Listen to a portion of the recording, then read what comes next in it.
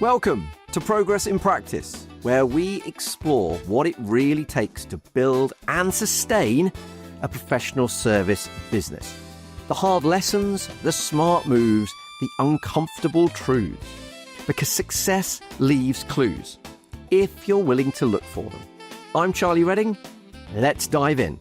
So Amanda, welcome to the Progress in Practice podcast. Really looking forward to chatting to you about your business and about your background to your business. I think this sounds fascinating. So let's kick things off. For those people that don't know anything about you, who do you serve? How do you help them? And what makes you different? Okay, well, hi, Charlie. It's good to be here. So I help high-performing mid-career professionals, mainly women, but some guys as well, that are, basically they're successful on paper. They have a beautiful LinkedIn smile, but maybe inside they're feeling quietly a little bit stuck and a bit empty and maybe a bit flat.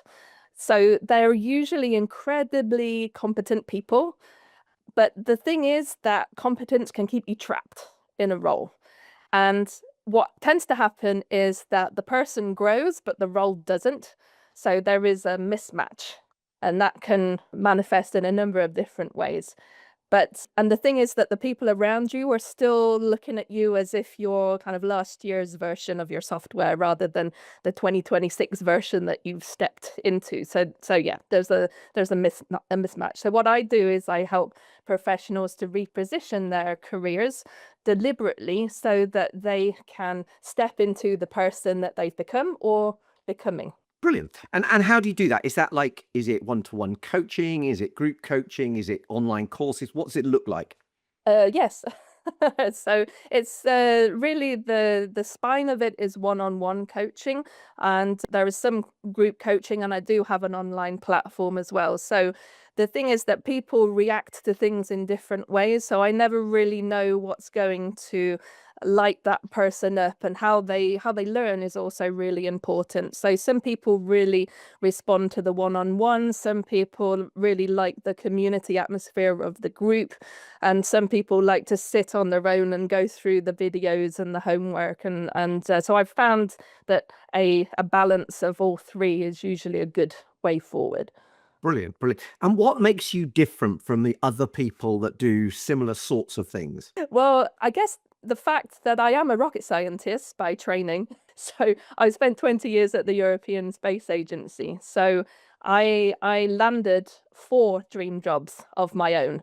So not only can I talk the talk, I can say hand on heart that I walk the walk as well. So everything that I do, and I have a system that it's called Ignite Your Career. It's based on 20 years of working at the European Space Agency, and I also worked at the European Commission as well.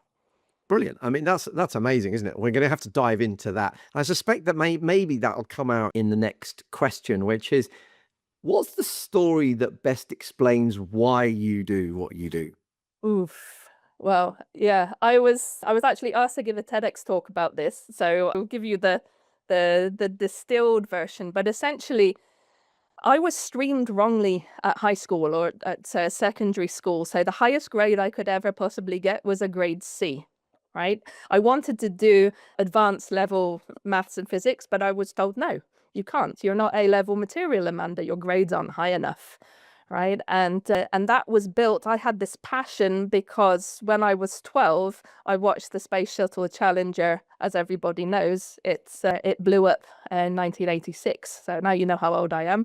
So I was 12 when that happened, and it fundamentally affected me. Right. It put me on a different trajectory, a different path.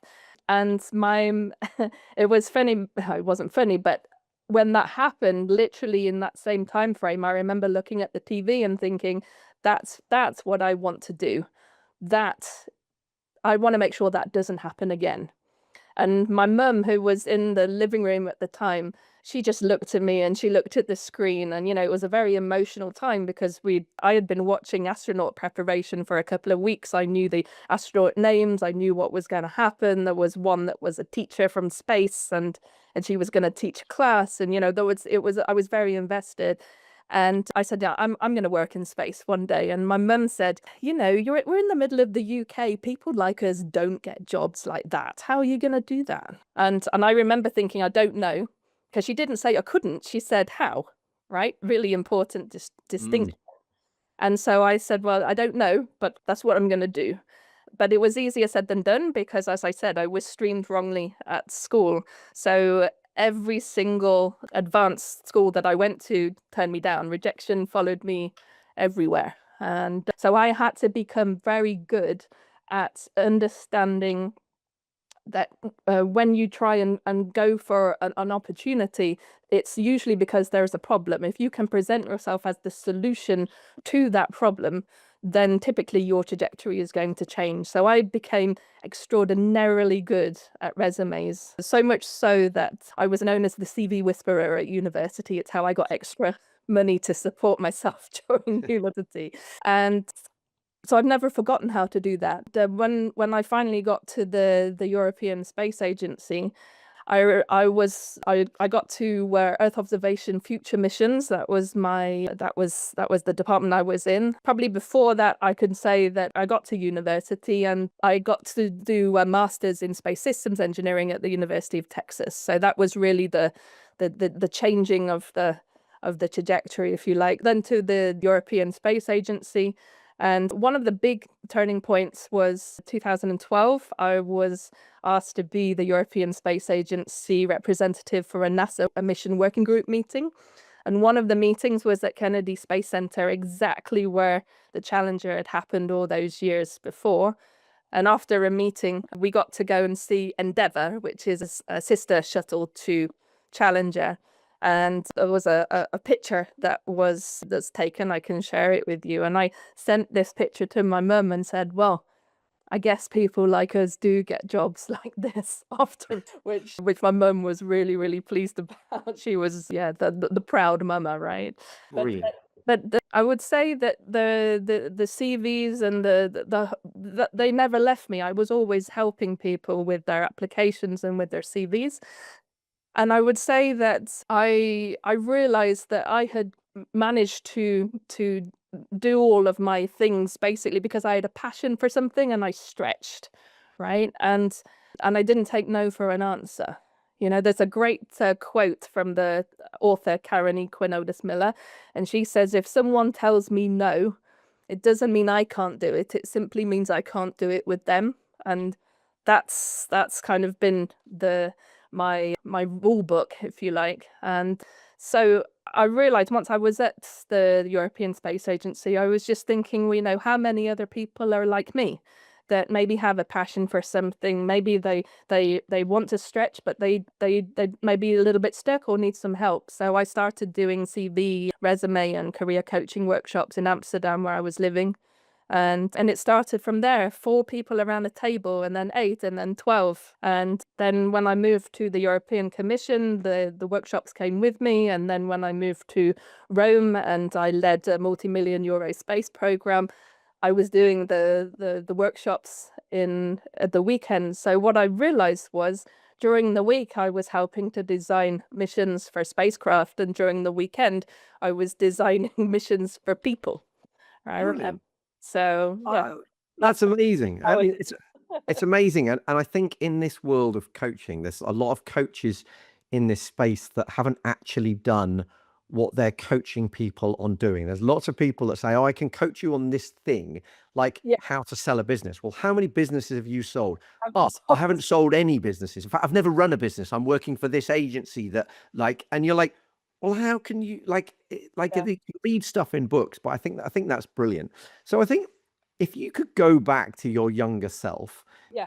and hand them a memo as you were as you started out on that journey, perhaps as you sort of maybe as you got to the European Space Agency as opposed to maybe the schooling one, because I'm going to come back to that later, what would that memo say to your younger self and why? I think the biggest thing that I've learned after 20 years of swimming in this is when you start a career, your competence shouldn't be the goal. You really should focus on positioning and visibility, because we're told early in the career, work hard, you're gonna be noticed, you're gonna be promoted, and that's how you get up the career ladder. But what I've found doing this kind of work is that competence can make you indispensable in the role that you are, which can keep you there, right?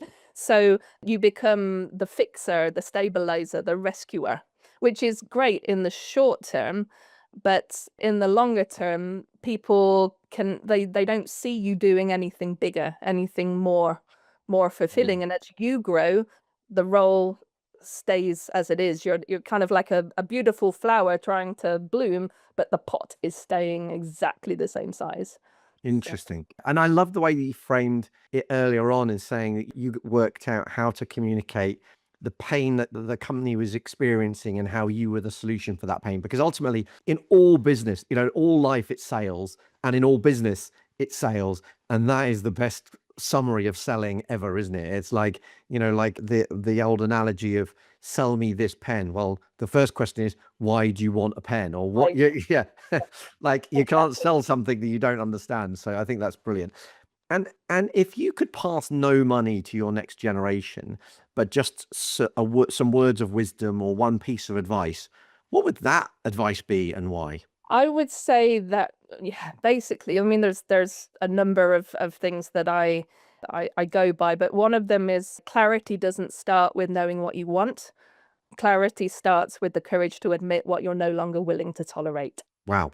Yes, I like that. It's funny actually. I was delivering a workshop last week to the guys that I coach within the trusted team, and it was all about the getting rid of almost everything you do inside the business and focusing on the one or two things that you love and you're really good at. So the passion stuff, like you just described. Yeah. And that's exactly it, isn't it? It's kind of like you've got to make it important enough so that they get rid of all of those other things so that they can focus on the one or two things that are actually the things that move the needle in the business. So that's really interesting. I love that. I think it's really Yeah, good. and also, I mean, if I can stack on that as well, something that I used to tell my team at the European Space Agency was just because you can doesn't mean you should. Brilliant. I couldn't agree more. Just Uh, yeah, and actually, even if somebody else in your team is not going to do it quite as well as you, it doesn't matter because what it frees you up to do is way more of the more important stuff. So yeah, I think this is really, really brilliant.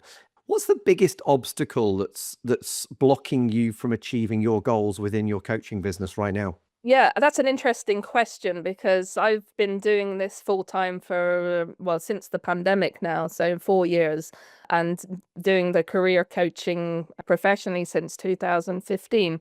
I would say that right now my biggest challenge is scaling sustainably, systematically, right? Oh, interesting. So my work is traditionally quite high touch, one-on-one, really getting to know the person and what lights them up, what makes their atoms sing, right? And being able to really craft how to move them forward and create a evidence-based roadmap of kind of a pathway through. I want to be able to help more people. So it's about how do I maintain that quality while making sure that I can indeed help more people. So my focus right now is speaking on more stages. It's building a sustainable, systematic platform. It's really scaling my programs and partnerships around the particular framework that I have. Or everything is built on. I have a framework that all of my teaching is based on. Brilliant, brilliant. Well, I mean, so it's just made me think that within my coaching at the Trusted Team, we talk a lot about magnification mastery, which is taking what we do one to one and making it one to many. Exactly, because if you can help 1,000 people in the same time as you could previously help one person, or even a million people, then that's got to be, it's actually something that kind of sits really inside what we do at the Trusted Team, and it's only normally for members. But as a thank you for coming on the podcast, I'll send you that session because it may help you on that journey. And I'll also, again, I wouldn't normally do this, but I'm thinking on the hoof. I'll put it in the show notes so that if anyone else wants to pick up on that, they can do, because it's such an important principle, isn't it? Like in this day and age, we should actually be able to help literally thousands and thousands of people, but in a way that doesn't take us lots of time. And that's really what we're trying to do. I think, that's the way that we can create most value for our business, isn't it? So that's interesting. And I think that this is something that a lot of coaches go through, isn't it? You do a lot of work one-to-one and then you run out of time and you're like, well, I don't have any more time that I can sell. Do I need another coach? Well, that's not me. I don't know. Yeah. So it's tough, isn't it? And it's about kind of just being able to I'm at the moment just finishing off a kind of operations manual of kind of putting my brain on paper about how I would approach certain things, because obviously my guidance is based on 20 years of working at national, international, European level, which has some very particular nuances, which if you haven't been in that kind of arena, it might not be obvious. Yeah. Yeah. Yeah. So what book, or it doesn't have to be a book, framework maybe, or like documentary, podcast, whatever. But what book or anything else has helped you most on your journey, Yeah. and where does it show up in your business today? So this is probably not what you're expecting, but I have this book here. This is actually a space mission design book. Oh wow. Okay. Geez, no, that wasn't what I was expecting. So interesting. Absolutely not. So this was my space mission Bible when I was doing my grad school in the States, and as I was working up the career ladder at the European Space Agency. And I would say that for my coaching, this has really influenced my thinking quite a lot in terms of space mission design. I know this is a little left field, bear with me. Brilliant. But the thing is that working in space, it teaches you something really, for me, it's profound. I'm not sure whether the message will be able to be translated, but the thing is that no mission reaches orbit by accident. All missions are successful by design, right?